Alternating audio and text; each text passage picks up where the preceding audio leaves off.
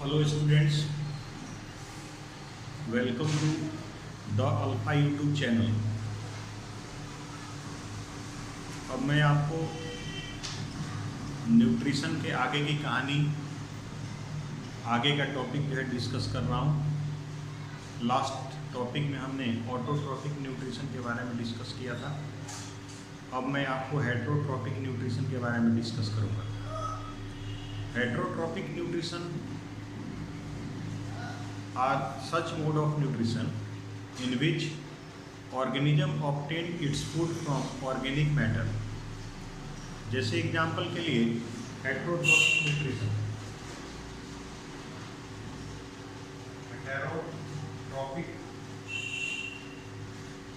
Nutrition, इसमें क्या होता है कि जो ऑर्गेनिज्म है, organism obtain its food from organic matter।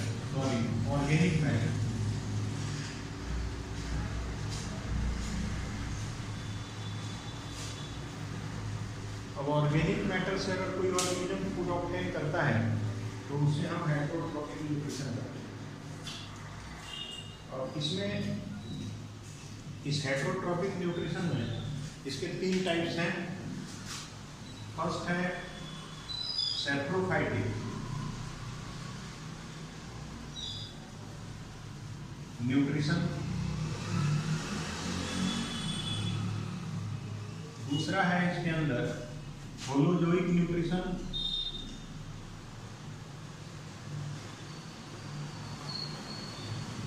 और थर्ड जो है वो आपका हो जाता है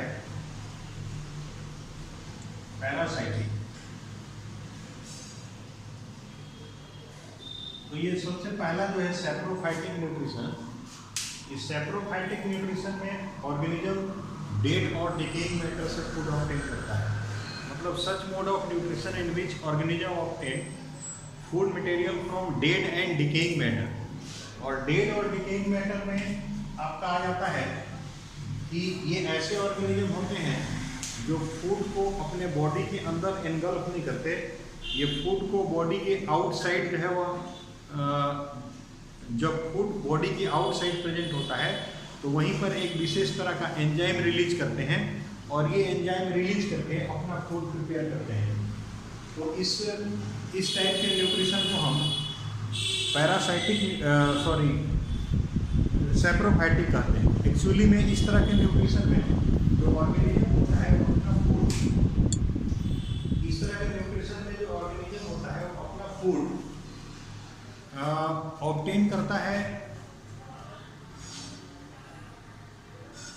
अपने बॉडी के बाहर कुछ एंजाइम्स रिलीज करता है और ये एंजाइम्स उस फूड को डाइजेस्ट करता है और डाइजेस्ट करने के बाद फिर उस फूड को एब्जॉर्ब कर लेते हैं, अपनी ग्रोथ और डेवलपमेंट करते हैं। इसका एग्जांपल है ब्रेड मोल्ड और फंजाई। ब्रेड मोल्ड और फंजाई यहाँ पर इसका एग्जांपल, पहले का एग्जांपल होता है ब्रेड मोल्ड,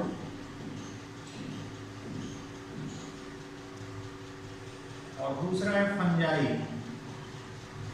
ब्रेड मोल्ड भी एक तरह का फंजाई होता है।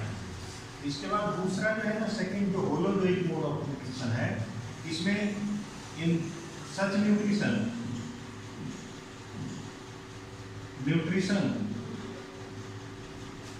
Organism obtain its food by engulfing inside the body।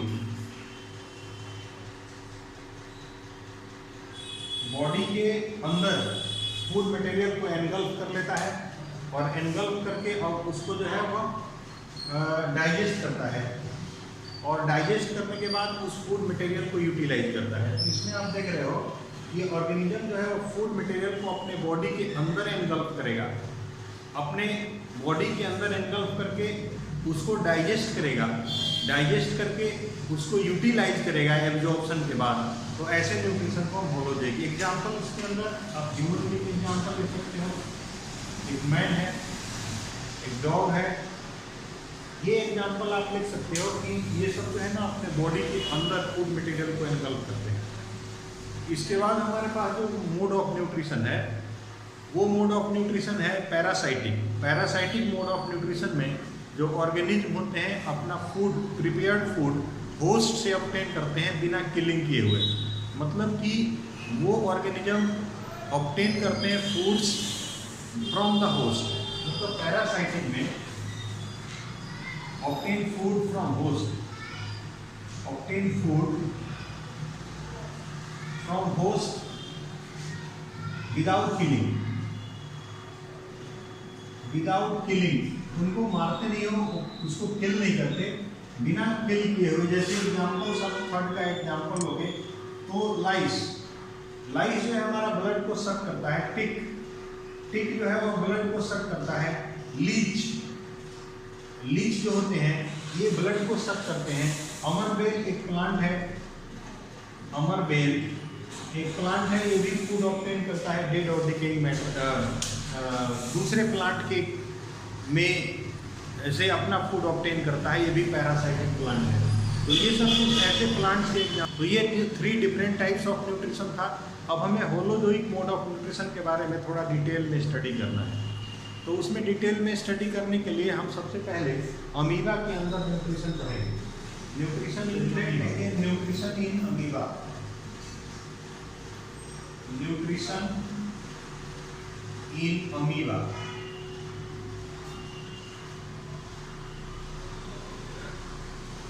Amoeba के अंदर न्यूट्रिशन हम पढ़ेंगे।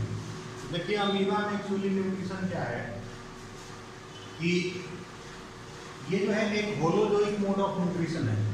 अमीबा जब कोई भी फूड मटेरियल देखता है अपने, तो उसको एनसर्कल कर देता है अपने चारों तरफ, स्यूडोपोडिया डेवलप करके, जो कहते हैं स्यूडोपोडिया,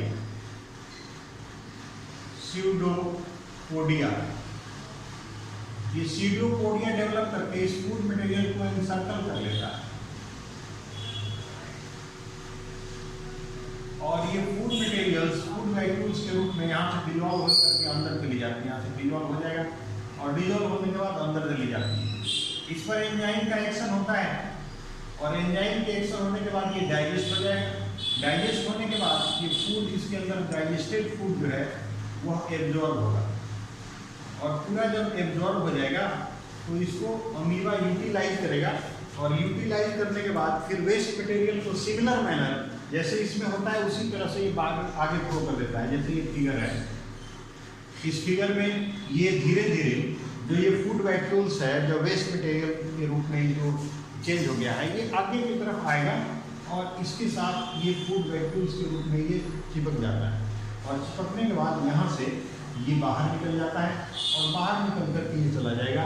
इस तरह से ये मोड ऑफ न्यूट्रिशन हो जाता है, और फिर ये दोबारा से ये इस तरह से अमीबा की फॉर्मेशन हो जाती है। तो इस तरह से आपने देखा कि किस तरह से जो हमारे अमीबा थे वो फूड मटेरियल्स को अपने बॉडी के अंदर एनगल्फ करते हैं और फिर उसको रिलीज कर देते हैं। तो इस मोड ऑफ न्यूट्रिशन को हम होलोजोइक कहते हैं। अब इसी मोड ऑफ न्यूट्रिशन को, होलोजोइक मोड ऑफ न्यूट्रिशन को हमारे बॉडी के अंदर भी होलोजोइक मोड ऑफ न्यूट्रिशन ही होता है। तो अब हम उसको समझने की कोशिश करेंगे कि किस तरह से ऑर्गेनिज्म अपने बॉडी के अंदर फूड मटेरियल को एनगल्फ करता है और फिर वो उसको यूटिलाइज करता है और डाइजेस्ट करता है, और प्रोसेस ऑफ डाइजेशन उसके पूरे बॉडी में कैरी आउट होती है। पूरा उसका बॉडी है वो प्रोसेस ऑफ डाइजेशन को कैरी आउट करता है। तो हम ह्यूमन बीइंग के अंदर प्रोसेस ऑफ डाइजेशन के बारे में पढ़ेंगे। ह्यूमन बीइंग के अंदर जो प्रोसेस ऑफ डाइजेशन है वो माउथ से स्टार्ट होती है और एनस पर एंड कर जाती है। माउथ से स्टार्ट होकर के एनस पर ख़त्म हो जाती है, और माउथ जो है उसके अंदर डिफरेंट पार्ट्स होते हैं। माउथ को हम बक्कल कैविटी कहते हैं, और इसके अंदर जो बक्कल कैविटी होती है इसके अंदर डिफरेंट पार्ट्स होते हैं। जैसे टंग होता है, 30 होते हैं, और एक सलाइवरी ग्लैंड होती है जो लोअर पार्ट में प्रेजेंट होती है माउथ की। तो ये सारी चीज़ें मिल करके माउथ जो है वह बनाती है।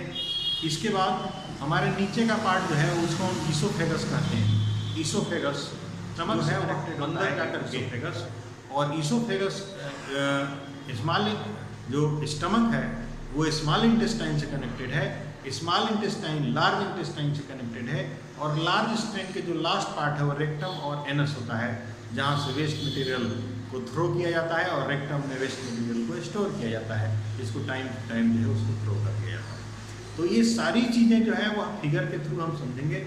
अब वो किस तरह से प्रोसेस ऑफ मतलब ये प्रोसेस कैरी आउट होती है, इसको मैं आपको नेक्स्ट वीडियो में समझाऊंगा। That's all.